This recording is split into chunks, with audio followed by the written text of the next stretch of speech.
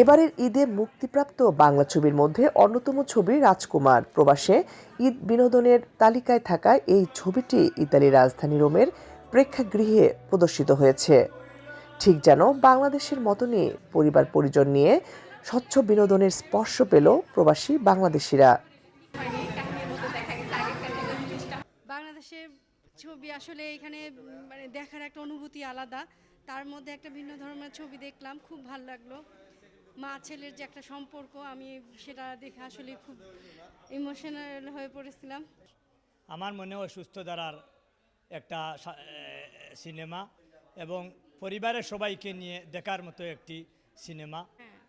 আসলে আমরা প্রবাস জীবনে যেমন দেখা যায় আমাদের জীবন তাগিদার জন্য আমরা যুদ্ধ করি, এই ফিল্মটায় দেখা গেছে তার মাকে আনার জন্য সে যুদ্ধ করেছে। প্রবাস জীবনের অনুভব ও অভিব্যক্তির সঙ্গে মিল থাকায় আবেগাপ্লুত হয়ে পড়েন প্রবাসীরা।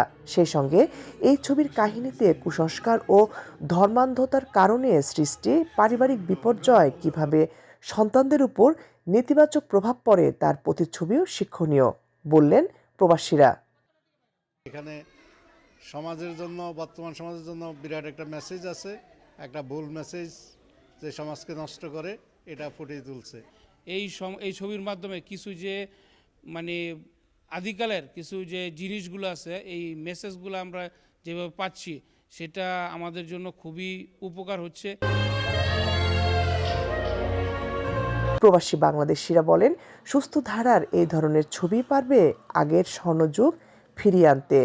সেই সঙ্গে এই ছবির পরিবেশক সাংবাদিক আমির হোসেন বাংলা চলচ্চিত্রকে বহির্বিশ্বে ছড়িয়ে দিতে চান। তবে এই ধরনের ছবি যদি সামনে আরও বেশি বেশি করে আমাদের দেশের যারা প্রযোজক পরিচালক আছে বানাতে পারে, তাহলে আশা করি বাংলাদেশের ফিল্ম ইন্ডাস্ট্রি আবার আগের মতন এগিয়ে যাবে।